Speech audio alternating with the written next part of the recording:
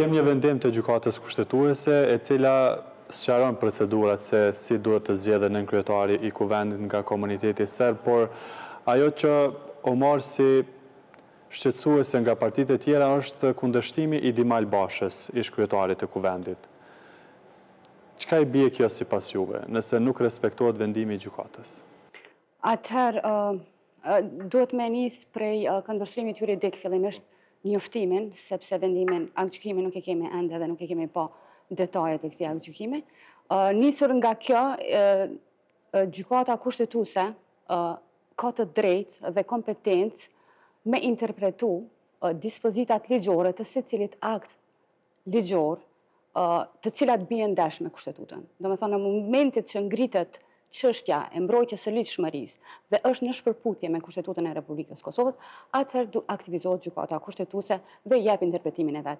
Megjithëse aktet nënligjore nuk përmenden në kushtetutë, akti nënligjor në këtë rast rregulloria e kuvendit të Kosovës në aspektin formal është akt normativ, por në aspektin material është ligj. Dhe në bazë të nenit 112 të Kushtetutës e Republikës së Kosovës, kushtetuta duhet të zbatohet deri në pikë ku nuk shkilen të drejtat ose procedurat që bien dash me kushtetutën. Në këtë rast, gjykata mundet me vlerësu rregulloren në këtë aspektin procedural kur shkilen të drejtat kushtetuese. Pra, pse gjykata ka të drejtë të nxjerrë interpretim, dhe pse kryetari i kuvendit është gabim, është sepse gjykata nuk ka hyrë në interpretime të procedurave të kuvendit.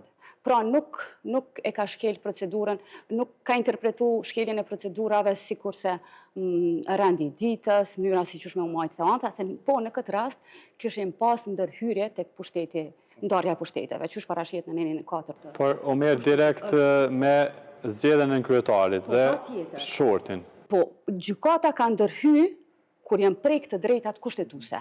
Domethënë, në këtë rast merret me barazinë e deputetëve dhe me të drejtat e tyre. Domethënë, thelbi është që nuk është shkel drejt për drejt kushtetueshmëria dhe ligje apo aktet normative të cilat kanë rënë dash me kushtetutën. Në këtë rast, konsideroj se kryetari i kuvendit Dimal Basha e ka tentu me delegjitimu vendimin e gjykatës, përkundër që edhe me aktet e brendshme rregullore në kuvendit, ata janë të obliguar në farë forme që të zbatojnë vendimet e gjykatës. Nëse nuk kemi zbatim të vendimit, i bie që po shkojmë drejt një blokade tjetër për konstituimin e kuvendit, për shkak që vështon se pas zgjedhjen e të gjithë nën kryetarëve nuk konstituohet kuvendi, nuk mund të konsiderohet i konstituar apo. Në fakt, kuvendi konstituohet me zgjedhjen e kryetarit të kuvendit. Mirë po çka nuk mundet me ndodh është të më pas emrimi i kryeministrit pa u zgjedhur edhe nën kryetarët e kuvendit. Në këtë rast konsideroj që na pëlqeu neve ose nuk na pëlqej, lista serbe është komuniteti më i madh i pakicës serbe në Kosovë, edhe pozita nën kryetarit, me thonë drejtën, është pozitë komplet teknike.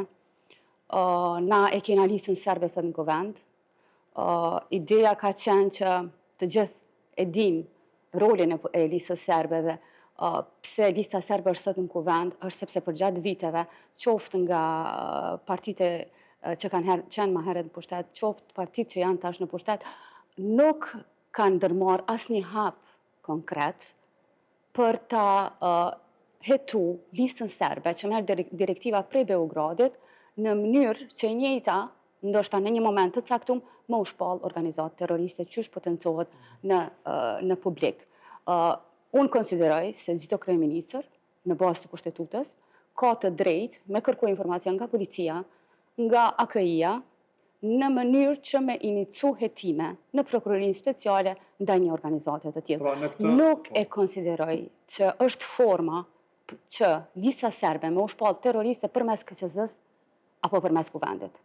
Sepse ajo tashmë është certifikuar, tashmë e ki pjesë të kuvendit, dhe ne kemi këtë kushtetutë, e kemi këtë gjykatë kushtetuese që japin interpretime duke u bazuar në këtë kushtetutë dhe na jena të prirur me i besu kësaj gjykate, sepse çdo tentim tjetër për të legitimim të kësaj gjykate do të thotë apo vendimeve të saj, kjo do të thotë që po zbehet besimi në institucionet gjyqësore dhe kjo mund të ketë pasoja shumë të mëdha për Kosovën.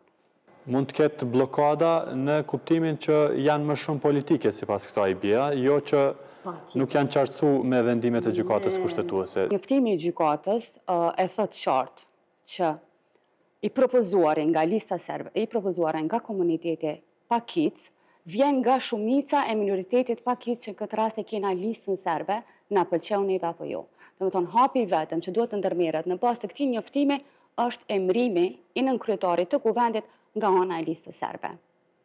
Domethënë të gjitha deklaratat të tjera që dalin dhe mosbatimi i këtij njoftimi do të na çojë drejt një blokade të re, e që do të zgjatet deri në mars, që do të vi blokada e presidentit, edhe kështu me radhë. Kështu që nëse dojmë pas zgjidhje, sepse Kosovën ne presin shumë procese të mëdha, është votimi i buxhetit, janë marrëveshje ndërkombëtare dhe nuk ish dashur me unal në një pozicion kaq teknik, sepse asnjëri prej nënkryetarëve të kuvendit nuk ka të drejtë me marrë një vendim pa aprovimin e kryetarit të kuvendit. Ose edhe në mungesë të tij do të ketë autorizim të plot për ndërmarrjen e vendimeve të cilat ndodhen gjatë seancës apo pas. Kështu që është për që ato për konsideroj komplet pozicion teknik.